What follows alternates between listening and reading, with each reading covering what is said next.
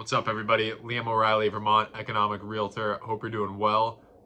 Federal Reserve Chair Jerome Powell just had a press conference today and gave a speech talking about the outlook in the future and said some telling things in regards to their plans to hike rates in the future here based on the current economic data that they're seeing.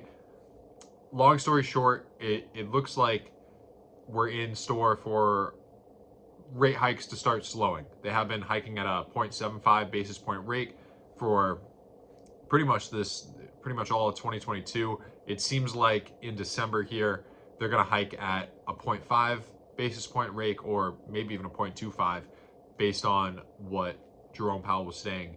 But, the biggest portion that I want to focus on is what Jerome Powell said about the housing market. And this came right at the end of the Q&A portion of his speech, where somebody asked, are you worried about the rate hike effects?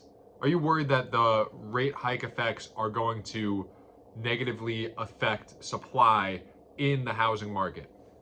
Which is something that we've talked about on this channel quite a bit. And what Jerome Powell said is basically that their job is not to influence supply, that the Federal Reserve does not influence supply. They influence demand, and they don't pay too much attention to supply, which is very interesting because in that most recent speech that we just talked about by Chair Brainerd, she talked about supply and the disruption in the supply chain and how that seemed to cause inflation in different parts of the market. So interesting that Jerome Powell said that they don't influence supply and they're really only focused on demand. But he seemed pretty happy at where the current housing market is at and what's going on in the housing market. As I mentioned in one of my previous videos, that some larger markets like Las Vegas are seeing a significant slowdown, where other markets like Burlington and South Burlington here in Vermont are still pretty strong. There's still enough demand for the supply that's out there. And what Powell said regarding this supply demand issue is basically that supply is a completely separate issue than what they're trying to do right now by hiking rates and affecting the housing market. What they're trying to do is bring the supply demand is to cause an equilibrium between supply and demand. They don't really care about supply, as they said. They don't have any effect on that. And demand was so high because of the low rates that they had, that they're just trying to bring supply down, they're just trying to bring demand down to be an equilibrium with supply. But something that Jerome Powell said, and something that I agree with, is that we have been undersupplied in real estate for the past 10 years, at least. Basically, we overbuilt leading up to the 2008 crash.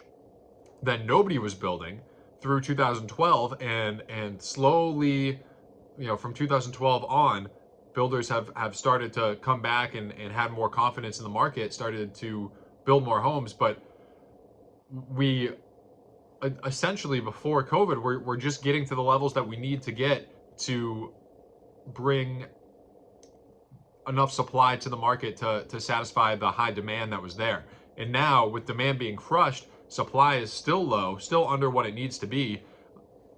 So, the moral of this situation here goes back to what I've said in the past, that I think now is a great opportunity. I mean, potentially some of the best opportunities that we're going to see in the next few years, because the Federal Reserve, they're saying that they're going to keep rates elevated right now, which is going to keep affordability low and demand for housing low.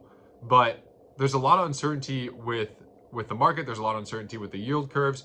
We don't know if having these elevated rates are going to break something, because these rate hikes have a lag effect to them.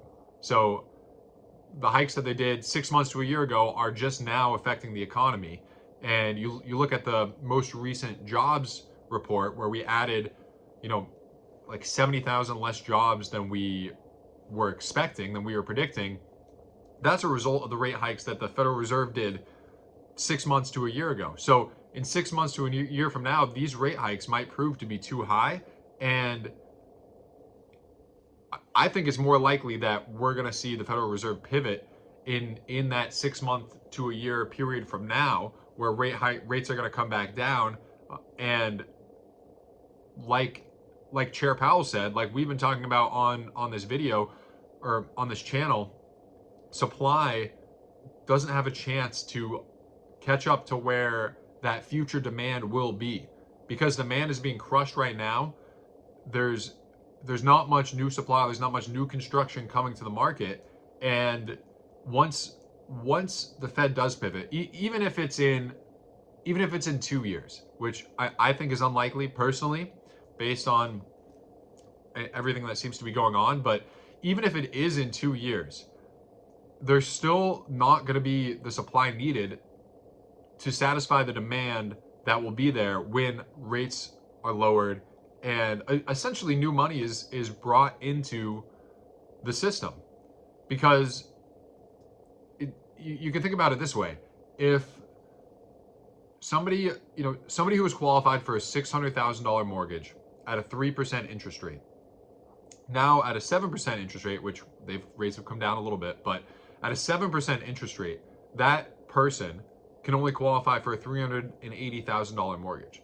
So essentially, when you lower rates to around that 3% mark, which I don't know if they'll get that low again, but if you do, you essentially create $200,000 that the same buyer can use and put into the economy by purchasing a home and giving that money to the seller, giving that money to a builder, so something along those lines. And that's how lowering rates can add more money to the economy without the Federal Reserve even printing anything. So it's going to be, the December meeting is going to be very interesting. I still think now is between now and whenever the Fed does pivot, we're going to look back and see this as a great buying opportunity, because whenever the Fed does pivot and things become more affordable to people, the demand is going to increase, but supply hasn't increased, and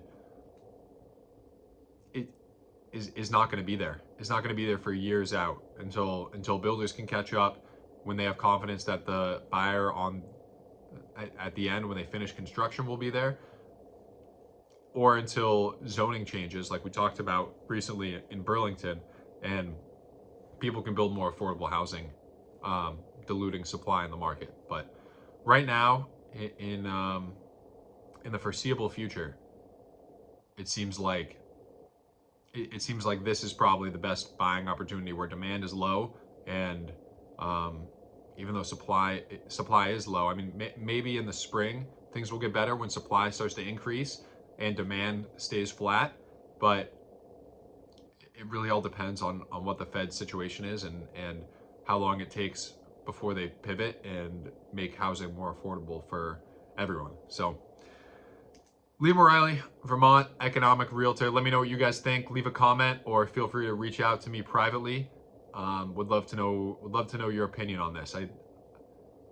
I feel like I have a pretty good read on it, but I want to know. I mean, if you agree with me, if you disagree with me, please leave a comment, reach out to me directly, and let me know. All right, guys. See you in the next one.